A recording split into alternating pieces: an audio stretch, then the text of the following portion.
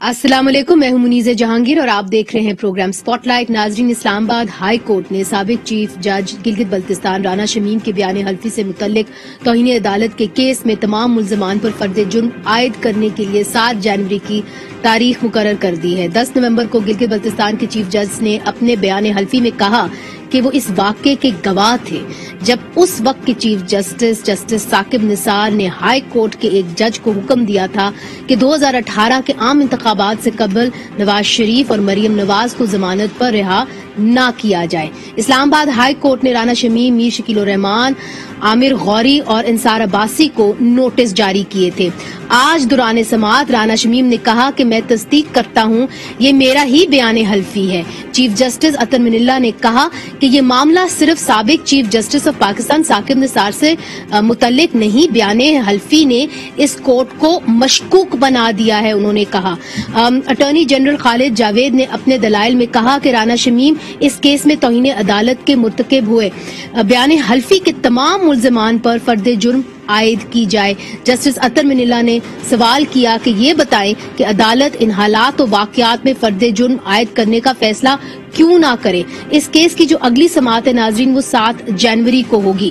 दूसरी तरफ आज एक अहम खबर, चूंकि आज वफाकी काबीना ने नेशनल सिक्योरिटी पॉलिसी की मंजूरी दे दी है। इससे पहले कौमी सिक्योरिटी कमेटी ने नेशनल सिक्योरिटी पॉलिसी की मंजूरी दी थी, जिसके मुताबिक माशी तहफ़्फ़ुज़ कौमी सलामती का ज़ामिन है। वज़ीर आज़म इमरान खान ने कल नेशनल सिक्योरिटी कमेटी के इजलास की सरबराही में जो इजलास किया था उसमें वफाकी वुज़रा, कौमी सलामती के मुशीर मोईद यूसुफ और फौजी क़यादत ने भी शिरकत की थी। और वज़ीर आज़म ने कहा कि मुल्क का तहफ़्फ़ुज़ शहरियों के तहफ़्फ़ुज़ से मुंसलिक है। इससे जाहिर है कि नई कौमी सलामती पॉलिसी जो है उसकी बुनियाद सलामती से जुड़े दाखिली और खारजी दोनों अवामिल जो है वो बनाएंगे और इसका महवर मईशत की बेहतरी होगा। इस हवाले से मोईद यूसुफ साहब ने एक प्रेस कॉन्फ्रेंस भी की है, आइए आपको दिखाते हैं उस पर क्या कहा। इस पॉलिसी में हमने अपने खारजा उमूर के हवाले से, एक्सटर्नल रिलेशंस के हवाले से अगर मैं एक लफ्ज में बयान करूं तो हमारा ऑब्जेक्टिव, हमारा एजेंडा है पीस, अमन की तलाश नेबरहुड में भी और बाकी ममालिक के साथ भी। फिर इसमें बड़ी चीज जो है उसमें हम अपनी नेशनल कोहिजन की जो बात करते हैं, सबसे अहम चीज जो हमने आइडेंटिफाई की है वो ये है कि पाकिस्तान की जो डाइवर्सिटी है, हमारे कल्चर की, हमारी एथनिसिटी की, उस चीज के इर्द गिर्द हमारी यूनिटी बिल्ड होगी। हम एक इस्लामी रियासत है, हम एक इस्लामी रियासत का नजरिया रखते हैं और उसके अंदर जो भी डाइवर्सिटी के पहलूज हैं उनको हम साथ लेके चलेंगे। ह्यूमन सिक्योरिटी यानी इंसानी सिक्योरिटी के एलिमेंट्स जो हैं उसमें हमने पॉपुलेशन को सबसे ज्यादा अहमियत दी है, आबादी, उसके बाद health security, climate and water, food security और जेंडर, एनर्जी सिक्योरिटी और तालीम को हमने इकोनॉमी में शामिल किया है, क्योंकि एक तो तालीम का हिस्सा है जो नेशनल सिक्योरिटी का, उससे ताल्लुक है यूनिटी से, रेडिकलाइजेशन से, लेकिन जो दूसरा अहम इस वक्त पाकिस्तान का मसला है ह्यूमन रिसोर्स प्रोड्यूस करना, जिससे आपकी पर पाकिस्तान पीपल्स पार्टी के सेनेटर रजा रबानी ने इस पर तनकीद करते हुए कहा कि ये पॉलिसी पार्लियामेंट की नेशनल सिक्योरिटी कमेटी को बनानी चाहिए थी और फिर पार्लियामेंट में बहस के बाद पार्लियामेंट से मंजूरी लेनी चाहिए थी। उन्होंने अपनी प्रेस रिलीज में लिखा है कि काबीना से मंजूरी से पहले इस पॉलिसी को बहस के लिए पार्लियामेंट में लाया जाना चाहिए। हमारे साथ है इस वक्त तहरीक इंसाफ के अमजद अली खान साहब, जो कौमी असम्बली की कमेटी बराए दफा के चेयरपर्सन है। बहुत बहुत शुक्रिया हमें ज्वाइन करने का। नून लीग से हमें ज्वाइन कर रहे हैं कैसर अहमद शेख साहब, जो कौमी असम्बली की कमेटी बराए फाइनेंस के मेंबर है, आपका भी बहुत बहुत शुक्रिया। और इधर स्टूडियोज के अंदर हमारे साथ मौजूद है पाकिस्तान पीपल्स पार्टी के कादिर मंदखेल साहब, जो कौमी असम्बली की कमेटी बराए लॉ एंड जस्टिस के मेंबर हैं। तो सबसे पहले कादिर साहब आपकी जानिब आऊंगी, चूंकि लॉ एंड जस्टिस कमेटी के आप मेंबर हैं। आज जो कुछ हुआ है इस्लामाबाद हाईकोर्ट के ऊपर, एक बहस छिड़ गई है, नई बहस, कि अगर आप फर्द जुर्म सहाफियों के ऊपर लगाएंगे तो क्या फिर जो आजादी इजहार राय है उसके ऊपर कदगन नहीं होगी। और एक स्टोरी आई, उसके ऊपर बात हुई और फिर उसके नतीजे के अंदर जो सहाफी हैं उन्होंने वो स्टोरी पब्लिश कर दी। अब क्या फर्द जुर्म उनके ऊपर बनता है? चूंकि बहुत सारे जो सहाफी हैं वो ये कह रहे हैं कि it is like shooting the messenger. देखिए, मुझे तो इस केस का शुरू से समझ में बात नहीं आई। اور نہ تو مجھے مسلم لیگ نون کے رہنماؤں کا پتہ چلتا ہے کہ آپ کو یاد ہوگی اس سے پہلے جسٹس ملک قیوم کا آڈیو آیا تھا شہباز شریف صاحب کے سامنے، بالکل آیا تھا، اور پیپلز پارٹی نے باقاعدہ عدالت میں اس کو پیش کیا اور اس میں پیپلز پارٹی کو فائدہ بھی ہوا. اور میں پچھلی ایک پروگرام میں اور اس کی رپورٹنگ بھی باقاعدہ طور پہ ہوئی. اب دوسری بات یہ پھر نواز شریف صاحب کا جو کیس ہے، میں بحیثیت پیپلز پارٹی کا ورکر تو میں ہوں، ساتھ ساتھ میں ایک وکیل بھی ہوں، تو اسی سے میں آپ کو بتانا چاہ رہا ہوں کہ یہ تو بڑا زبردست انسٹرومنٹ ہے کہ مثال جج ارشد ملک کا ویڈیو آ گئی ہے اور اس نے وہ سب کچھ مجھ سے کرائی گیا، تو اس کیس کی نہ تو قانونی نہ اخلاقی کوئی جواز رہتا ہے، اس وجہ سے کہ ایک جج جو منصف ہے وہ یہ کہہ رہے یہ مجھ سے کرائی گیا، یا وہ لالچ میں اس نے بے کیا، یا اس میں کسی عائشی میں اس نے ایک کیس کو سزا دی ہے، تو اس کیس کی تو ختم ہو گئی. پھر یہ جو رانا شمیم صاحب جو آئے ہیں، یہ شہید Zulfiqar Ali Bhutto university of law کے وائس چانسلر بھی ہے، اس وقت موجودہ وائس چانسلر بھی ہے، اور میں وہاں پڑھا بھی رہا ہوں ایز اے پروفیسر وہاں پہ پروفیسر. ٹھیک ہے، تو ذاتی طور پہ اس کو بالکل یقیناً میں ذاتی طور جانتا ہوں. بات یہ کہ یہ اس نے کہا کہ میں یہ فیڈویٹ لگا لیا. اب اسی فیڈیویٹ کے بعد تو میرے حساب سے میں عدالت کے کام مداخلت نہیں دینا چاہتا ہوں، لیکن میری اپنی رائے ہے کہ اور پھر سٹوری چپ گئی ہے، تو اس کا مطلب یہ اس نے کہا کہ مجھ سے یہ کرائی گیا. اب وہ جس شخص کے اوپر الزام لگایا گیا وہ شخص ہے سابق چیف جسٹس ثاقب نثار صاحب. تو پہلے تو یہ بات بنتی ہے، اس شخص سے جب میڈیا کے دوستوں نے پوچھا، اس نے بولا نوٹس دیں گے، بولا نہیں. آپ اس کے خلاف کیس کریں گے؟ نہیں. میرے حلقے میں ایک چھوٹے اخبار کے ایک جرنلسٹ نے میرے خلاف بھی جھوٹی خبر چھاپی، میں نے اس کو لیگل نوٹس دیا، اس کی مالکہ نے اس کو نکال دیا. میں نے کہا نہیں، اس سے کام نہیں بنے گا. تم نے کیسے چھاپ دیا؟ ایک شخص نے کچھ بلیک میلنگ کے طور پہ میرے خلاف ایک جھوٹی خبر، میں سمجھ گئی آپ کی بات، سب ٹھیک ہے. تو اس کے بعد کیا؟ اب سوال یہ ہے کہ جو شخص جس کے اوپر الزام ہے، یعنی میں نے اپنا مثال دی ہے، جس کے اوپر الزام ہے وہ ایکشن لینے کو تیار نہیں ہے، وہ کہہ رہے میں خاموش ہوں. اس کا مطلب کچھ تو کچھ دال میں کالا ہے نا. اچھا ٹھیک ہے، مگر میرا سوال کچھ اور تھا. مگر امجد علی خان صاحب آپ کی جانب آؤں گی. دیکھیے جس طرح انہوں نے ذکر کیا، اور اس کی تو آپ کی پارٹی بھی بہت ذکر کرتی ہے، ماضی میں جب شہباز شریف صاحب کچھ جج صاحبان کو فون کرتے تھے تو ظاہر ہے اس کی خبر بھی چھپتی تھی. اب سوال یہ ہے کہ اگر ہم اس کی خبر چھاپے تو فرد جرم اگر عائد ہو جائے تو پھر تو کوئی بھی صحافی اس قسم کی کوئی خبر چھاپے ہی نہ. اگر یہ سب کچھ آف لیمٹس ہو جائے گا تو آپ نہیں سمجھتے کہ رسائی ہی نہیں ہے اگر خبر تک، تو پھر آپ تک کیسے بات پہنچے گی، عوام تک کیسے بات پہنچے گی؟ منیزے میں سب سے پہلے تھوڑا سا نا اس کے بیک گراؤنڈ میں جاؤں گا. آپ کو معلوم ہے کہ سابقہ ادوار میں کئی دفعہ اعلیٰ عدالتوں پہ پریکٹیکلی حملے بھی کیے گئے، اور پھر بادی نظر میں جو میں سمجھتا ہوں کہ جو سب سے بڑا یہ حملہ ہوا ہے کہ رانا شمیم کے ذریعے کنڈکٹ آف دا جج جو ہے اس کے اوپر ایک بڑا سیریس میں سمجھتا ہوں کہ آرٹیکل لکھا گیا، جو میں اس شخصیت کو کوٹ کیا گیا جس کی اپنی حیثیت جو ہے وہ ڈوبیس ہے.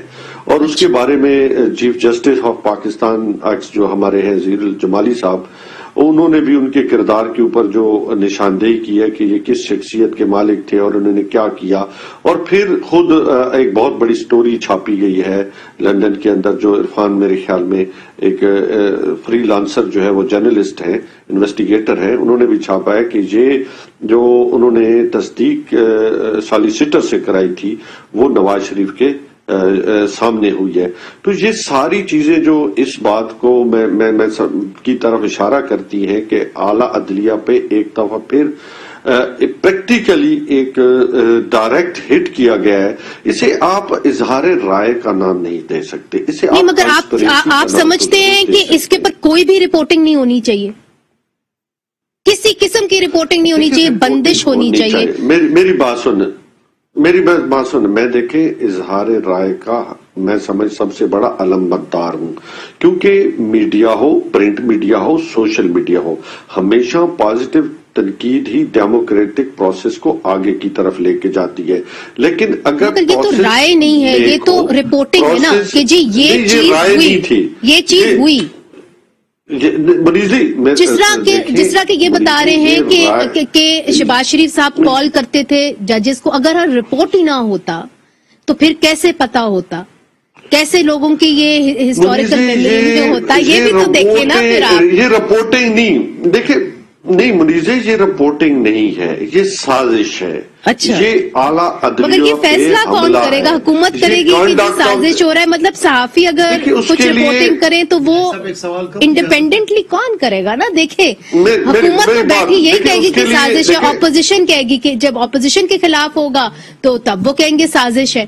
تو آپ دیکھیں اس کے اندر کوئی بیرومیٹر تو ہونا چاہیے نا جو حکومت کا نہیں ہونا چاہیے، کیونکہ آپ کے بارے میں تو اب آپ کی اپوزیشن کے بارے میں تو بات ہو رہی.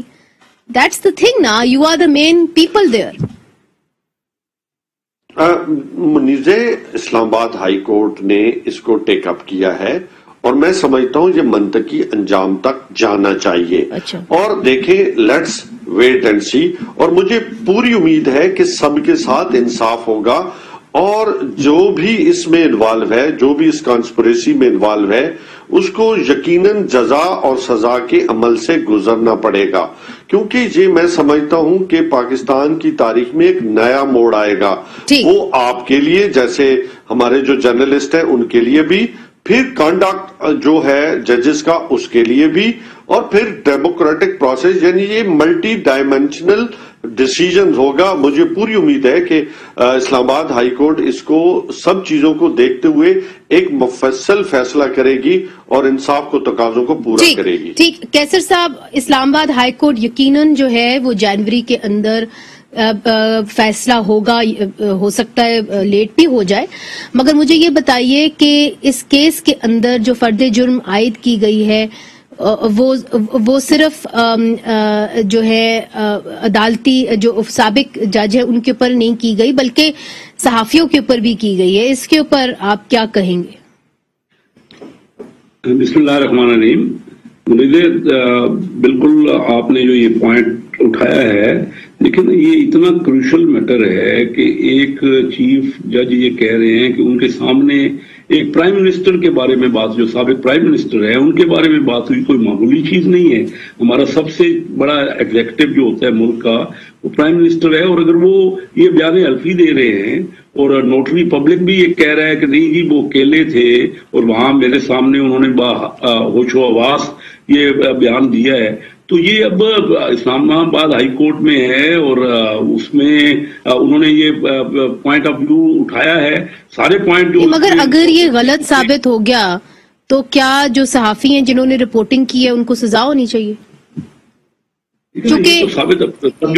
سب جوڈس کیس ہے، ساری چیزیں اس میں پوائنٹ آف ویو ڈسکس ہوں گے کہ غلط ہے صحیح ہے. اتنا بڑا بیان دیا ہے بیان حلفی، اور پھر آپ نے خود ہی کہا کہ اس میں جو ہے رپورٹرز کا اس کے بارے میں بھی یہ ہے کہ ان کو رائٹ کتنا ہے یہ بیان کرنے کا. تو یہ ایک بڑا اہم کیس ہے اور کا فیصلہ ہو جائے گا اور دودھ کا دودھ پانی کا پانی ہو جائے گا، سب کے سامنے آ جائے گا. اتنا بڑا بیان دیا تو کوئی سوچ سمجھ کے ہی انہوں نے دیا ہے نا، اور چیف جج ہیں وہ، تو ان کا اب بلایا گیا ہے، انہوں نے وہاں بیان دیا ہے کہ میرے کوئی بھی اور موجود نہیں تھا. مگر اس پورے قصے کے اندر جو میسنجر ہے، جو صحافی ہے، وہ پھنس گیا ہے. کیوں قادر صاحب؟ دیکھیے خبریں تو آج بھی چھپ رہی ہے.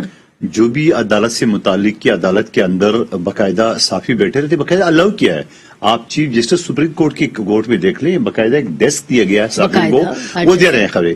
اب اور پھر دوسری بات یہ کہ مثال میں یا آپ ہو یا کوئی بھی آدمی مگر دیکھیں نا، آپ تو نون سے آپ کا تعلق نہیں، پیپلز پارٹی سے آپ کا تعلق ہے. یہاں پہ پی ٹی آئی کے امجد صاحب یہ کہتے ہیں کہ جی یہ سازش ہے، ہماری حکومت کے خلاف سازش ہے، اسی لیے جو ہے اگر صحافی اس سازش پہ شامل ہیں تو پھر ان کو سزا ہونی چاہیے. میں ایک چیز بتاؤں آپ کو، وہ امجد صاحب کی جو باتیں ہیں وہ تو خواہش ہے نا، آپ ان کی پوری گفتگو سن لیے، وہ ایک خواہش ہے کہ ان کی خواہش کے مطابق یہ سزا ہو جائے، سب چیز ہو جائے. لیکن سوال یہ ہے کیا آرٹیکل 19 کو پھر ہم بھول جائیں، آئین کا، فریڈم آف سپیچ کا، ٹھیک ہے نا، یہ ساری چیزیں ہم بھول جائیں. لیکن ساتھ ساتھ میں یہ بھی کہنا چاہ رہا ہوں کہ جس شخص کے اوپر الزام لگا ہے کہ اس شخص نے ہدایت دی ہے سزا، وہ ہے ثاقب نثار صاحب. وہ کہتا ہے میں نے کچھ نہیں کرنا ہے، میں نے اپنا مثال کیوں سنا ہے آپ کو کہ جب وہ وکٹم ہے وہ خاموش ہے تو ٹھیک ہے نا, ایک پوائنٹ تو ہے نا, نہیں پوائنٹ ہے. اب وکٹم خاموش ہے, اچھا کیونکہ ان کا بھی لا لیگل بیک گراؤنڈ نہیں ہے, مگر ان کے والد صاحب جو تھے وہ ایک اچھے وہ تو بہت ہی پیارے آدمی, یہ بھی اچھا میں نہیں کروں, لیکن نیازی صاحب کا پارٹی جس پارٹی سے تعلق ہے, جس پارٹی سے, وہ اس کی خواہش تو ہے کہ کسی طرح سے مخالفین کو کہیں سے بھی کوئی سزا ہو جائے, کوئی دباؤ ہو جائے. لیکن سوال یہ کہ اس ملک میں ہم کیا پریسیڈنٹ قائم کرنا چاہ رہے ہیں, یہ بھی ایک ذہن میں رکھ لے. ٹھیک ہے, نمبر ایک بات. دوسری بات یہ ہے کہ انہی چیزوں کا حوالے سے اگر عدالتوں کے اوپر, اور میں پھر حوالہ دیتا ہوں کہ نیب کے چیئرمین کی ویڈیو کس نے ریلیز کی ہے, نیازی صاحب کی اپنے ہی مشیر کے ایک چینل سے, ٹھیک ہے, اور وہ آج تک شکنجے میں, اور اسے جو مرضی کام کراتے, جو وہ ویڈیو میں پھنسا ہوئے بلیک میل ہوتا رہے, لیکن پوچھنے والا کوئی نہیں ہے, انکوائری کوئی نہیں کی. اسی وجہ سے میں کہتا ہوں یہ جو ایفیڈیوٹ ہے, یقیناً میں ایک وکیل کی حیثیت سے کروں, یقیناً عدالتوں کی بھی رسوائی ہوتی ہے, اس طرح باتیں, لیکن اس کی تفتیش تو ہونا پورا. اب جس آدمی کے اوپر الزام لگایا اس کا اسٹیٹمنٹ ہونا چاہیے. ثاقب نثار صاحب اب ثابت کرایا ہے, موجودہ نہیں ہے, اس کا اسٹیٹمنٹ لیا جائے. جی نیازی صاحب, جی نیازی صاحب, نیب چیئرمین کے بارے میں بھی بتا دیجئے. انہوں نے کہا کہ جی ان کو آپ لوگ بلیک میل کرتے رہے ہیں, وہ ویڈیو جو ہے ان کی آپ کے ایک مشیر کے چینل کے ذریعے جو ہے وہ لیک کی گئی. انکار بھی نہیں کیا. ہاں, انکار واقعی میں انہوں نے نہیں کیا. منیزر, پاکستان کوئی بنانا, میں سمجھتا ہوں پاکستان کوئی, میں سمجھتا ہوں کہ ریپبلک آف کیا کہتے ہیں, کوئی بنانا ریپبلک رسپانسیبل نہیں ہے. ہاں, بنانا ریپبلک جو ہے, اور کسی کی خواہشات پہ ادارے نہیں چلتے. ہمیشہ میرا مقصد کہنے کا ہے, نہ میں نے خواہش کا بات کی اور نہ میں نے خواہش کا اظہار کیا. خواہشوں پہ اگر چل پڑے ادارے تو پھر اس ملک کا اللہ ہی حافظ ہے. بات صرف میں نے یہ کیا ہے کہ ہمیں اب پاپولر ڈیسیجن کی بجائے جو اپوزیشن چاہتی ہے کہ پاپولر ڈیسیجن آئے, پاپولر ڈیسیجن کبھی بھی ملک کے لیے پہلے ہی ہم ایڈکٹ ہو چکے ہیں, ہمیں رائٹ ڈیسیجن کی طرف جانا ہوگا تاکہ ہماری ملک کا تعین ہو سکے. وہی بات کریں. اور دوسرا نیاز صاحب ایک چھوٹا سوال کر, نیاز صاحب میں آپ سے بات سے میرے بات ایک جملہ ایڈ کر دوں, اس کے جواب ساتھ دے دیں. میں آپ کی باتوں سے انکار نہیں کر رہا ہوں, میں یہ کہہ رہا ہوں کہ ان سب لوگوں کا احتساب ہونا چاہیے, ایسا کیوں کیا ہے, مگر جس آدمی کے بارے میں وہ بھی تو بتائے جھوٹ ہے, وہ بھی تو بتائے کہ یار یہ غلط ہے, وہ بھی اپنی عزت کا سوال جو اتنی بڑی الزام اس کے اوپر لگایا وہ بھی تو آ کے بتا دے. یہ اسٹوری گھوم رہی ہے, وہ خاموش ہے. نیازی صاحب تو ضرور ہے, وہ یہ کہہ رہے ہیں, یہ پی ایم ایل این نہیں کہہ رہی آپ کو, پاکستان پیپلز پارٹی کہہ رہی ہے. یقیناً بالکل ہم کہتے ہیں. جی نیازی صاحب. اچھا, دوسرا منیزے, میں کوئی نیب کا جو ہے وہ کوئی اسپوکس مین نہیں ہوں. نیب کی جو پوسٹ ہے, جو ان کی جو تعیناتی تھی وہ نون لیگ کے دور میں ان کو تعینات جو ہے پیپلز پارٹی اور نون نے مل کے کیا. سر جو وہ ٹیپ ریلیز ہوئی تھی نا, وہ آپ کے ایک مشیر کے چینل کے ذریعے, اگر ان کے اس پہ, اگر ان کے بارے کی, ان کی پرسنل لائف کے بارے میں اگر کوئی ایسی چیز آئی ہے تو کیا کسی کو کورٹس جانے سے روکا گیا ہے؟ میرے خیال میں جواب نو. کوئی گیا ہے مجھے بتائیں. بلاول بھٹو صاحب گئے ہیں, شہباز شریف صاحب گئے ہیں, یا کوئی ایکس وائی زیڈ اور کیوں جائے؟ اتنی بڑی ویڈیو آ گئی ہے, ایک انڈیپینڈنٹ ادارہ ہے. کیوں جائے؟ احتساب کی بات کرتے ہیں نا, انصاف کی بات کرتے ہیں. ایک جرم سامنے آ گیا, اس جرم کے اگلا بلیک میل ہو رہا ہے. سر احتساب کرنے والے کا احتساب کوئی نہیں کرنا یار, تو یہ تو پھر بڑی شرمناک بات ہے نا. اب وہ بالا تر تو نہیں ہے نا, اگر جو احتساب کر رہا ہے اس کو تو بالکل ہی پاک صاف ہونا چاہیے. ان کے اوپر ایک نیشنل اسکینڈل آ جاتا ہے, وہ آ کے غائب بھی ہو جاتا ہے, تو کوئی سوال ہی نہیں کرتا. اور وہ پارٹی سوال نہیں کرتی جو انصاف کا جھنڈا لے کے آئی نیشنل اسمبلی میں, یہ بھی تو دیکھیں نا. اچھا منیزہ, ہمارا کوئی کیس تو نہیں ہے نا نیب میں. نیب میں کیس تو انہی کے اپنا زرداری صاحب بھگت رہے ہیں, نواز شریف صاحب بھگت رہے ہیں, شہباز شریف ٹیٹیز کے بھگت رہے ہیں. ہمارے کیا اشارے پہ چل رہے ہیں؟ علیم خان کا کیس تو ہے نا جی, ریموو کرنے. علیم خان صاحب کا کیس تو ہے نا. کس کا؟ علیم خان صاحب کا تو خان صاحب کو نہیں ہے, خان صاحب کو تو نہیں ہے نا. دیکھیں ہمارا پرائم منسٹر اللہ تعالیٰ کا شکر ہے, ایک بھی ان پہ الزام نہیں لگ سکا. کیس نہیں ہے. बिलेंट्री केस नहीं है, नहीं, आपका फॉरेन फंडिंग नहीं है, वो तो ये इलेक्शन कमीशन का मुझे अलग है, लेकिन ये नेब का भी है। क्या अलीमा बीबी और इनकी दूसरी बहन की 40 जो उसके शो है वो नेब नैब ने तो नोटिस नहीं लिया ना उसका, तो क्यों नहीं लिया, ये तुम सवाल है। अच्छा चलिए, ये एक और बहस है, कैसर साहब से भी पूछे कि देखिए आज जो है कहा जा रहा है कि पहली नेशनल सिक्योरिटी पॉलिसी जो है वो बनी है। आप 3 जमातों को रिप्रेजेंट कर रहे हैं, हमारे 3 बड़े मोअज़्ज़ज़ गेस्ट यहाँ पे बैठे हुए हैं। बहरहाल ये पहली नेशनल सिक्योरिटी पॉलिसी तो नहीं है, जिस कहा जा रहा है कि पहली है, मगर पहली नहीं है। मगर इसको जो हमारी 2 ऑपोजिशन जमातें हैं वो कैसे देखती हैं, और इसके लिए पैसे कहाँ से आएंगे, इसको अमल दरामद करने के लिए पैसे कहाँ से आएंगे, क्योंकि इसके अंदर एनर्जी सिक्योरिटी भी है, इसके अंदर तालीम भी है, और पहले से ही कहा जा रहा है कि मुल्क के पास कोई ज्यादा पैसे नहीं है। तो इसके अमल दरामद करने के लिए कहाँ से हम जो है पैसे लाएंगे, इसके ऊपर बात करेंगे वक्फे के बाद। वेलकम बैक नाजरीन। काबीना ने पहली वो कह रहे हैं कि नेशनल सिक्योरिटी पॉलिसी जो है वो पास की है, मगर पाकिस्तान पीपल्स पार्टी के रजा रबानी साहब कहते हैं कि ये जो पॉलिसी है ये पार्लियामेंट से बननी चाहिए थी, पार्लियामेंट में बहस होनी चाहिए थी और फिर काबीना में इसको अप्रूव करना चाहिए था। ऐसे जो है ये बाहर नहीं बननी चाहिए थी पॉलिसी। न्याजी साहब, आप चूंकि पार्लियामेंट के अंदर हैं, मुंतखब नुमाइंदे हैं, क्या आप ये नहीं समझते कि ये ज्यादा बेहतर होता कि आपके अपने कॉलीग्स जो बड़ी जद्दोजहद करके वहां पे आए हैं, नेशनल असेंबली के अंदर मुंतखब हुए हैं, वो मिल बैठ के, चूंकि वो लोगों की अक्कासी करते हैं, कि वो इस पॉलिसी को बनाते? मुनीसा, ये भी तो देखें कि पाकिस्तान की तारीख में पहली दफा एक ऐसी पॉलिसी लाई गई है जिसके खदो खाल एडवाइजर टू प्राइम मिनिस्टर ने बयान किए हैं और इसका मुकम्मल इहाता किया गया है।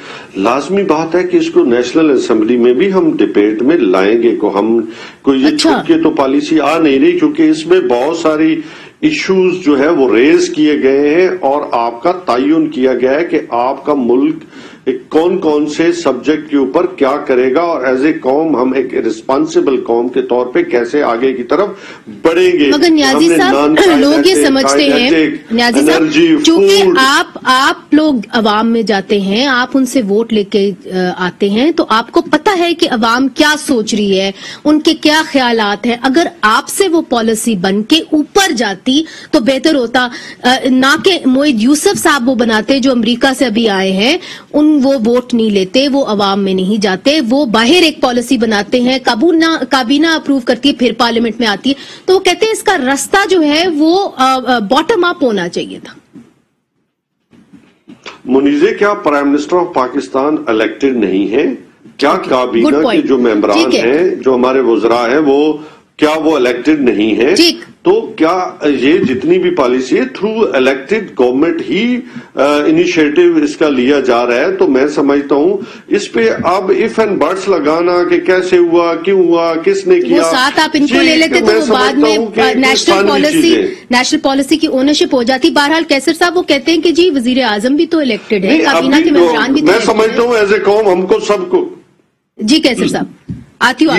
देखिए, बात ये है कि सबसे पहले तो जो ये इकोनॉमिक पॉलिसी मेनली इस पे जोर ये दिया गया है कि जो मईशत है उसको जरा मजबूत किया जाए। जो ये एक्सेप्ट कर लिया गया है कि मईशत की हालत दिगर गुँ है और उसको बेहतर करने की सबकी कोशिश है।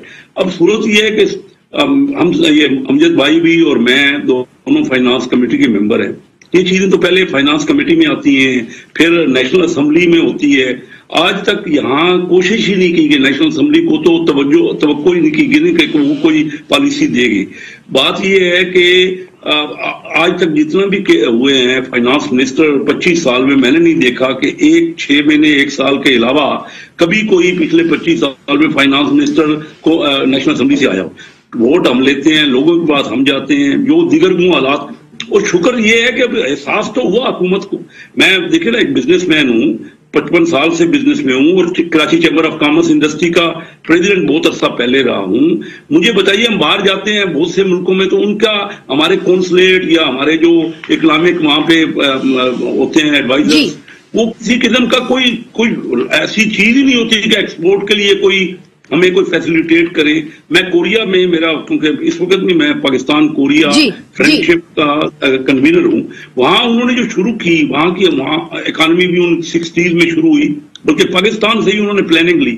ان کا ایک ایک بندہ دن رات کوشش کرتا ہے تو تب ایکسپورٹ بڑھتی ہے. آج پہلی بار یہ احساس تو ہوا, میں شکر کرتا ہوں ہوا چلو کہ بھائی سلامتی صرف جو ہے وہ ڈیفنس نہیں ہے, یہ بات تو درست ہے کہ معیشت بھی ہے, اور انہوں نے شہریوں کی فلاح و بہبود سے بھی اس کو جوڑا ہے. لوگوں کو آگے نہیں کریں گے, لوگوں کے بارے میں سوچیں گے نہیں, اور کوئی توجہ ہی نہیں ہے اس طرح. ہم بدستور نیچے چلے جا رہے ہیں. ہماری ایکسپورٹ آج بنگلہ دیش نے ڈبل کر لی. آج اندازہ کر لیا. جی کیسر صاحب, یہ آپ نے بڑا اہم پوائنٹ ایک ریز کیا ہے کہ پہلی دفعہ یہ احساس ہوا کہ جو قومی سلامتی ہوتی ہے وہ معیشت کے ساتھ جڑی ہوتی ہے. پہلے تو مندوخیل صاحب ہمیں کہا جاتا ہے کہ جی ملک کے لیے خون بہا دو, اور لوگ بہانے کے لیے بھی تیار ہے, اس میں کوئی شک نہیں. مگر اب یہ کہا جا رہا ہے کہ اگر آپ معاشی طور کے اوپر تندرست ہوں گے تو پھر آپ کی قومی سلامتی ہوگی, صرف چھرا نکالنے سے فائدہ نہیں ہوگا. تو ایک وہ کہہ رہے ہیں کہ کم از کم دیر آئے درست آئے, ایک سمت تو درست ہوئی کہ روس سپر پاور تھا, معیشت کی وجہ سے ٹوٹا. یہ زندہ مثال ہے, آپ جو حوالہ دے رہے ہو تو دنیا میں ایک مثال موجود ہے. مجھے اس بات پہ اعتراض ہے, اگر میں غلط ہوں تو آپ بتا دو, میرے ملک کی قومی سلامتی امریکن شہری بنا رہے ہیں. محمد یوسف کون ہے؟ امریکن. مگر دیکھیں جو بھی ہے, کیسے دیکھو مجھے بتاؤ, وہ دیکھنا مجھے بتا دے کہ ایک میرے ملک کی قومی سلامتی اعظم نے ان کو اپوائنٹ کیا ہے. او بھائی جس نے بھی اپوائنٹ کی ہے, میرا سوال تو یہ ہے, میں پاکستانی ہوں تو مجھے اپنی قومی سلامتی زیادہ یا اس پہ مجھ پہ کون شک کر سکتا ہے, یا ایک غیر ملکی پہ؟ ٹھیک ہے نا منیزہ, آپ جو مرضی بول دے, میں نے جو بولنا تو بول دیا. وہ کہتے ہیں انہوں نے بہت سارے لوگوں سے مشاورت کر کے بنائی. یہ دیکھیں نا, انہوں نے کہا کہ ہم نے 600 ایکیڈیمکس, اینالسٹ, سول سوسائٹی ممبرز اور جو اسٹوڈنٹس ہیں ان سے بات کی, پھر ہم نے میں اگلی بات کی طرف آ رہا ہوں. میں نے جو بولنا تو بول دیا. چلے ٹھیک. میرے ملک کی قومی سلامتی ایک غیر ملکی بنا رہا ہے. نمبر ایک بات, نمبر ایک بات سے ہی کرتے رہیں گے. وہ جو ابھی تک اشر کیا ہے, جو اکانومی کا حال ہے, وہ کن لوگوں نے کیا ہے؟ میں تو آپ سے پہلے دن سے کہہ رہا ہوں کہ کوئی فائنانس منسٹر بھی ہم سے نہیں آتا. ہمارے ہاں اسٹیٹ بینک کا گورنر بھی وہیں سے آتا ہے. ذمہ داری ہماری ہے, وہ اٹھا کے بریف کے واپس چلے جاتے ہیں. ہم سے پوچھتے ہی نہیں ہیں, اور ہماری زندگیاں گزر گئی ہیں اکنامک سائٹ پہ. اور کہتے کہ آج انڈیا دیکھیے نا, 1990 میں 4 گنا تھا پاکستان سے اس کی اکانومی, آج 10.5 گنا ہو گئی. ہمارے کوئی بنگلہ دیش کی اکانومی کب سے ہمارے سے زیادہ اسٹرانگ ہے. میں جملہ مکمل کروں. کوریا ہے, ویتنام ہے.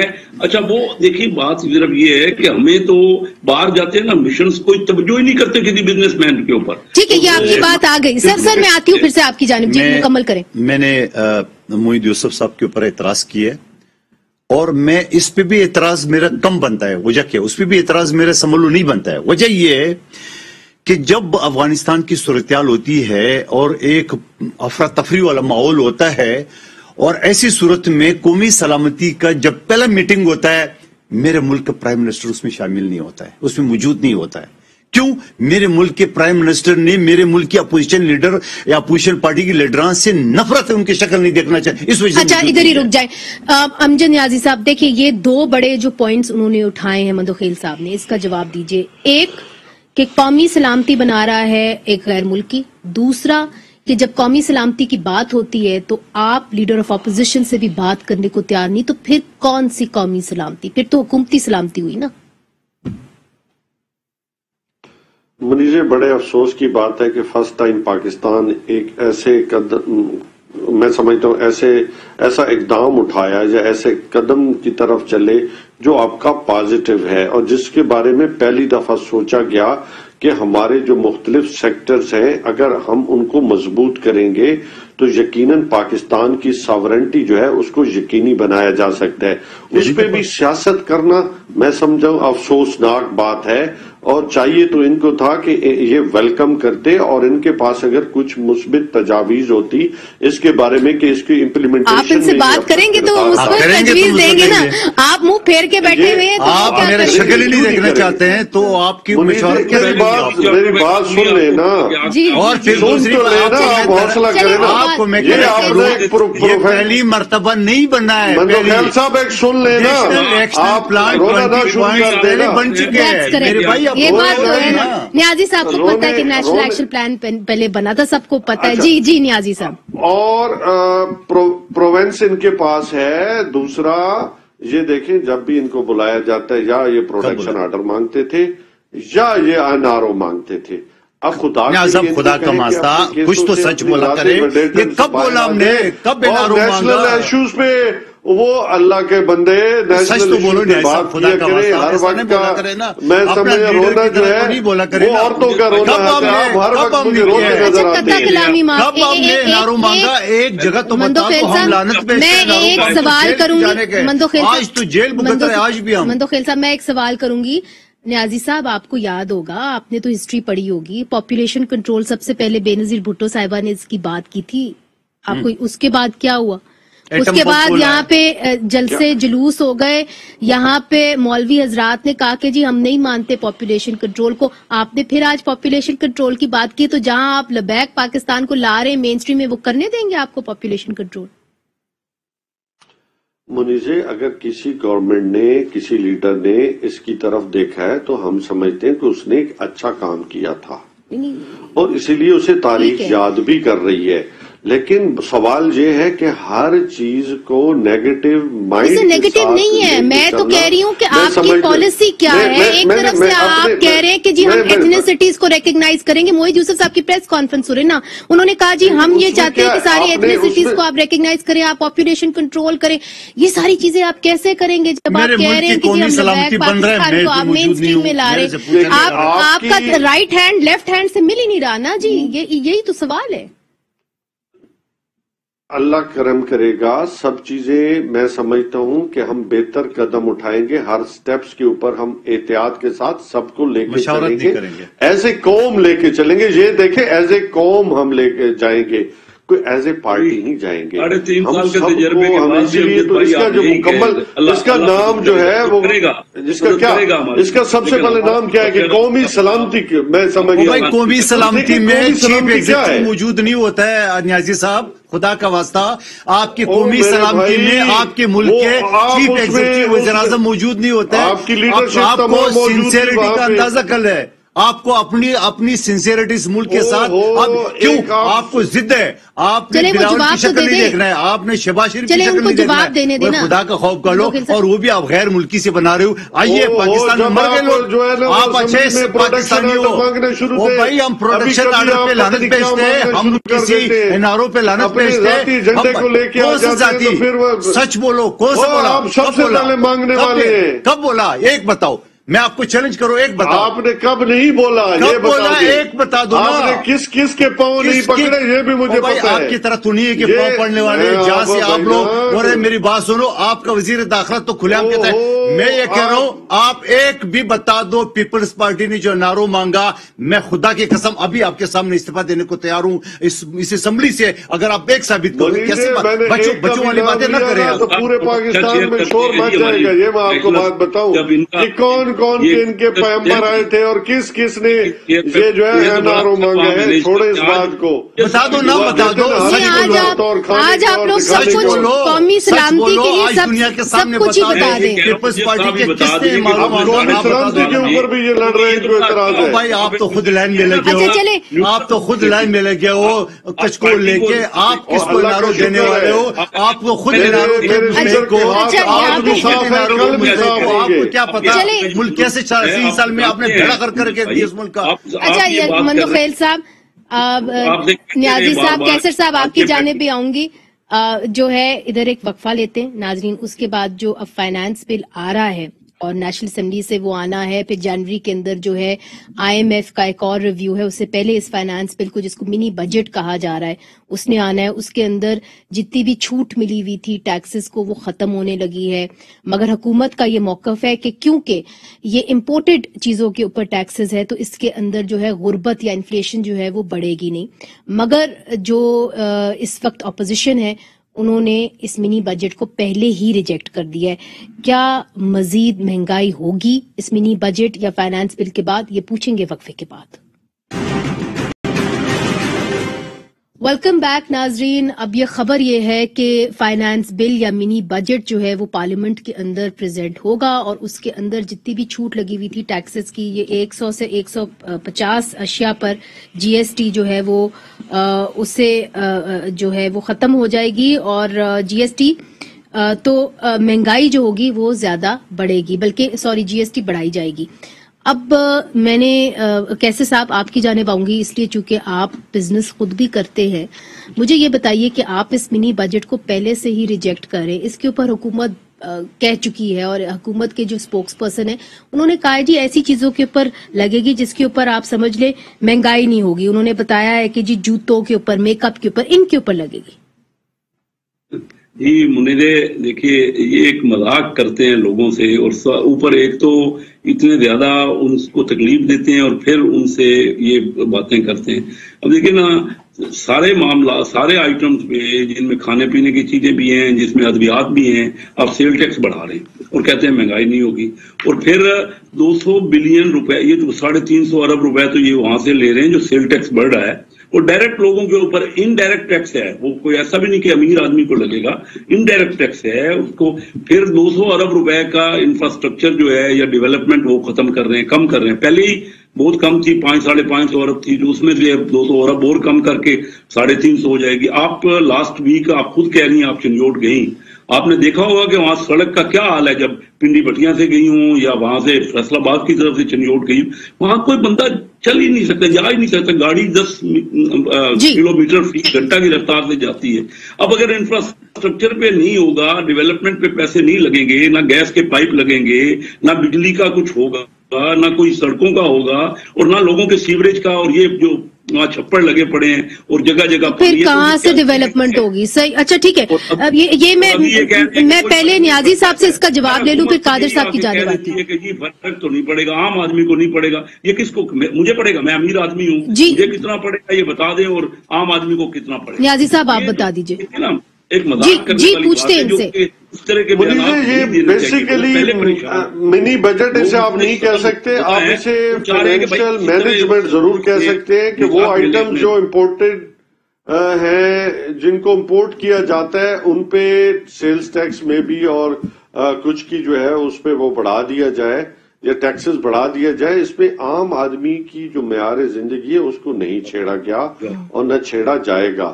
تو اس سے میں سمجھتا ہوں کہ جو شاید ایک طبقہ جو بڑا ایلیٹ کلاس ہے اس کو ضرور برڈن ان پہ آئے گا. لیکن صاحب یہ کہا جا رہا ہے کہ 100 سے 150 اشیاء پر GST لگے گا تو اس سے مہنگائی تو ہوگی, یہ کہا جا رہا ہے. نہیں بات یہ ہے کہ اگر کسی نے آئی فون خریدنا ہے تو آئی فون جس نے 4.5 لاکھ کا خریدنا ہے وہ 5 لاکھ کا خرید لے گا, 6 لاکھ کا خریدنا ہے. کیسر صاحب آپ کیا کہہ رہے ہیں, چونکہ آواز کم آ رہی ہے تو آئی فون نہیں ہوتا نا. کیسر صاحب آپ کیا کہہ رہے ہیں؟ میں کہہ رہا ہوں یہ نیازی صاحب بتا دیں کہ عام آدمی تو ہٹ نہیں ہوگا. یہ 550 ارب روپے جو نیا لے رہے ہیں تو کون سا ان کے خیال میں کون سا طبقہ ہٹ ہوگا؟ کیا امیر آدمی ہٹ ہوگا اس سے؟ یہ کس پہ جائے گا؟ ٹھیک نیازی صاحب اس کا جواب دے دیجئے. ٹھیک ہے کیسر صاحب جی. منیزے اگر جو آئی فون والے ہیں اگر 4.5 لاکھ چلو آئی فون والوں کو ہٹ کرے گا بجٹ, آل رائٹ ہٹ کرے گا. اب آئی فون جس نے 5 کا وہ 6 کا لے لے گا, لیکن اس سے کوئی غریب جیسے ریڑی والا ہے, گول گپے والا ہے, مزدور طبقہ ہے, اس کے پاس تو آئی فون نہیں ہو سکتا نا. ٹھیک ہے. وہ جو 100 یہ کہہ رہے ہیں قادر منصور صاحب جو 100-150 آئٹم ہے جن پہ جنرل سیل ٹیکس لگائی جا رہی ہے وہ کون سے؟ اس کے یہ مجھے بتا دیں. یہ مجھے بتا دیں ایک آئٹم جو عام آدمی کی زیر استعمال ہو اور اس کے اوپر جو ہے لاسٹ ورڈ جی، پھر ابھی آپ خود ہی آپ نے کنفرم کیا. شیخ صاحب ایک منٹ، شیخ صاحب ایک منٹ اس کو برابر کر دیں. 17 عزیو مت کریں نا جی. شیخ صاحب ایک منٹ. اچھا بس ایک سیکنڈ پھر میں پروگرام کی کلوز ابھی آپ نے خود اس چیز کی تصدیق کی کہ 100 سے 150 آئٹم ہے جس پہ جی ایس ٹی بڑھائی ہے. تو آئی فون تو ایک آئٹم ہو گیا، باقی 99 یا 149 آئٹم کون سے نمبر. ایک بات ادویات کی آپ نے ذکر کیا ہے، کیا ادویات صرف امیر آدمی کھاتا ہے، غریب نہیں کھاتا ہے؟ وہ نہیں کہتے. اب یہ سوال ہی تھے، یہ کہتے ہیں نا کان یہاں سے پکڑو یہاں. یہ جو کل آئے گا بجٹ اور منی بجٹ، اور اس کے لیے انشاءاللہ اپوزیشن بھرپور تیاری کے ساتھ ہے. اگر ان کے ٹیلی فون ادھر ادھر نہیں گھمانا شروع ہو گئے، یہ کل ہی ان کو پتہ چل جائے گا یہ کتنی اکثریت ہے. یہ میں نے خود نور عالم خان، ان کی بہت بہت شکریہ، قادر مندوخیل صاحب بہت بہت شکریہ، امجد نیازی صاحب بہت شکریہ، کیسر صاحب آپ نے ہمیں یہ جو اہم 3 ٹاپکس تھے اس کے اوپر جوائن کیا. تو ناظرین کل دیکھیں گے، کالز آتی ہیں، کالز نہیں آتی، مگر بات تو صاف ہے کہ اگر قومی سلامتی پالیسی بننی ہے تو وہ پھر پارلیمنٹ کو ہی بنانی چاہیے، چونکہ وہ ہی منتخب نمائندے ہیں اور وہ ہی عوام کی عکاسی کرتے ہیں. منیزہ جہانگیر کو اجازت دیجیے، خدا حافظ.